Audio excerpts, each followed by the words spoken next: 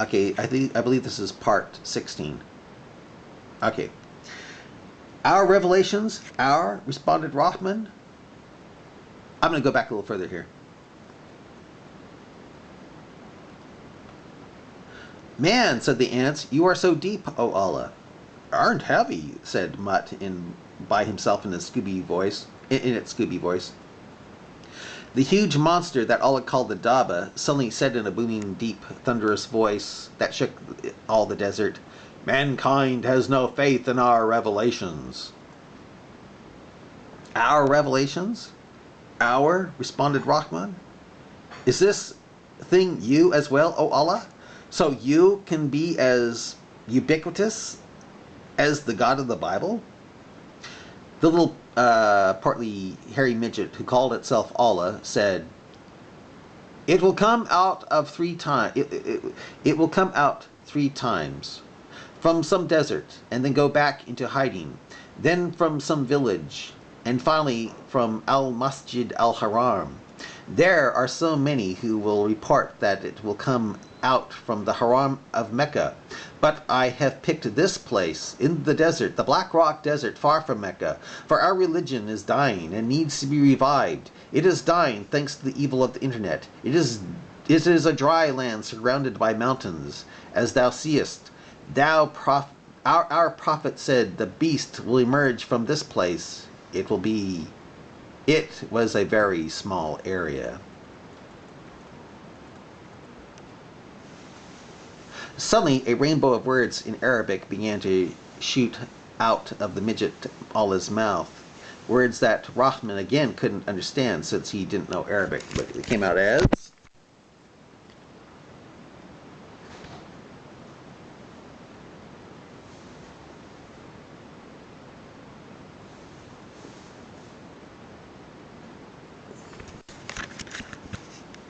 The Daba began reciting the Quran in English. Every time it finished a sentence, the ants and the dogs would shout, Mashallah, meaning appreciation for what Allah has done.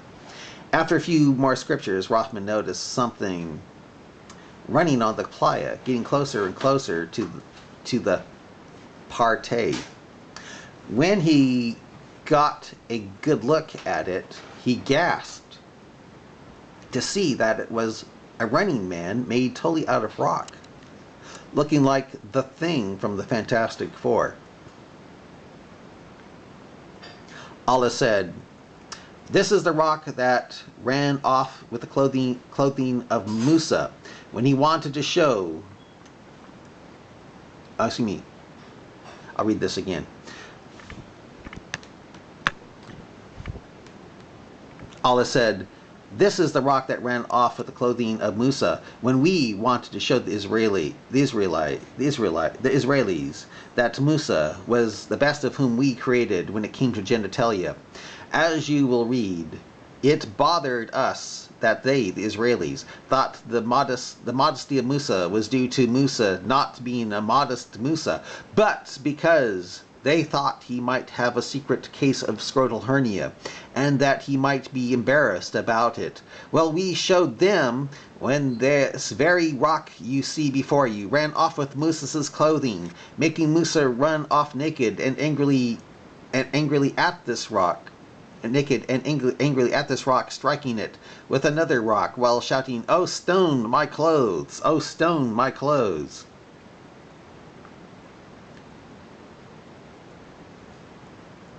Allah started laughing as they started thinking back at that time. Allah laughed again and said, "That scene still tickles our feet, that are like none other. That Dajjal is like none other, excluding us, that is. We mean, we knew Musa would do that, for he wasn't very deep and thoughtful. We knew he wouldn't just sit there in the pond wondering what the hellfire we would have an actual rock, run off with his clothes like any other person would wonder, and instead would furiously and stupidly run off without his clothes, totally forgetting he was but a modest Musa, as he would try to stop this rock from running any further with his clothing, laughed Allah so much that Allah had tears in his eyes. Rahman smiled as well, hoping Allah wouldn't hurt him if he was not smiling along with Allah. Allah walked up to the rock man and told it to turn around. When it did, Allah said, "See, these are the marks left in the rock when Musa attacked it. This is proof that he is not only had great-looking genitalia, that we really went all the way out making him like that between the legs, but that he, our prophet, the one and only Musa, was very strong." The Daba thundered out another scripture from the Quran, but before Rahman could ponder it, the possible spirit Jibril showed up as, quote, a man in all respects, and said, "Hey, anything interesting happening here? I only show up for Burning Man." Allah said, "Yes, I shall soon free my slave Rahman from the clay." Jibril looked at Rahman and said, Since my not partner was able to have a she-camel come out of a rock, you will certainly be able to come out of that clay." Rahman looked confused and asked, "Jibril, aren't you still on a journey to reach heaven?" Jibril looked a little shifty-eyed and asked, "What do you mean?" Rahman said, "The Quran says that it takes the angels and the spirit, which would be you, 50,000 years to ascend up to Allah. You are that spirit the Quran talks of, aren't you? And if you are, well, don't you have at least 48,000 more years of angel spirit flight to reach Allah?"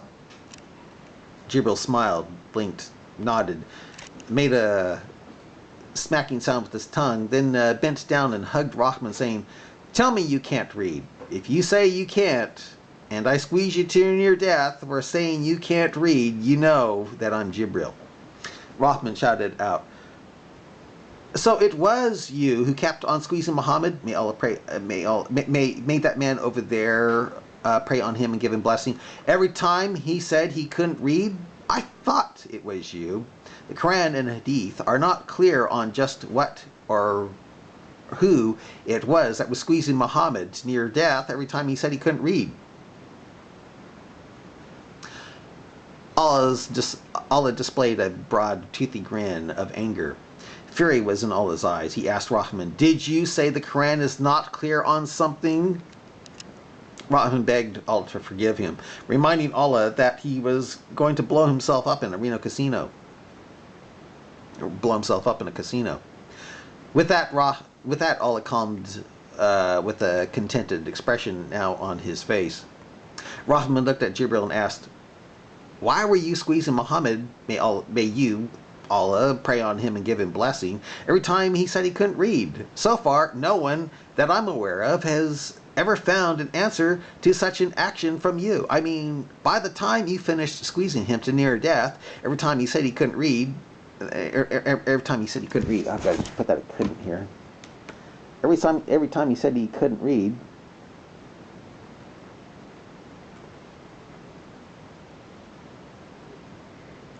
oh shit, her. Yeah. He was so terrified,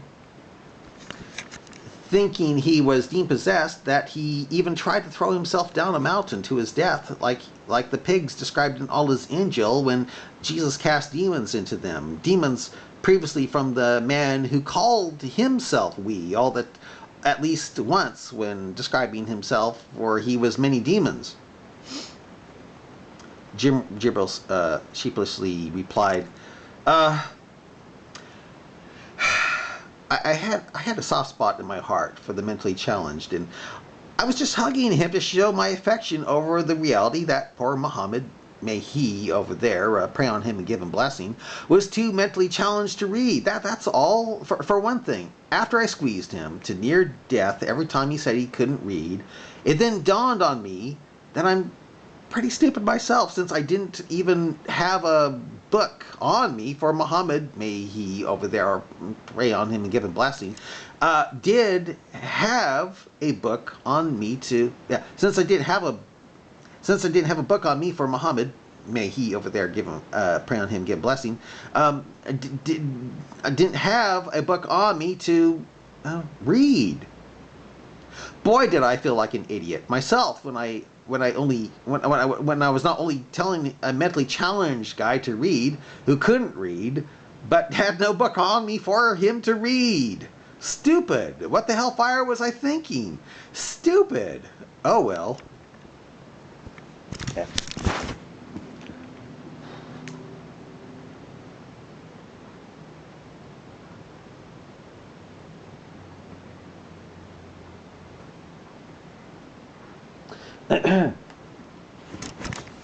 The Daba suddenly thundered out, "Forbidden to you are married women, except those whom your right hand possess." You know something? I don't know if I have enough time. I better stop it here. See? Yeah, I think I'll stop.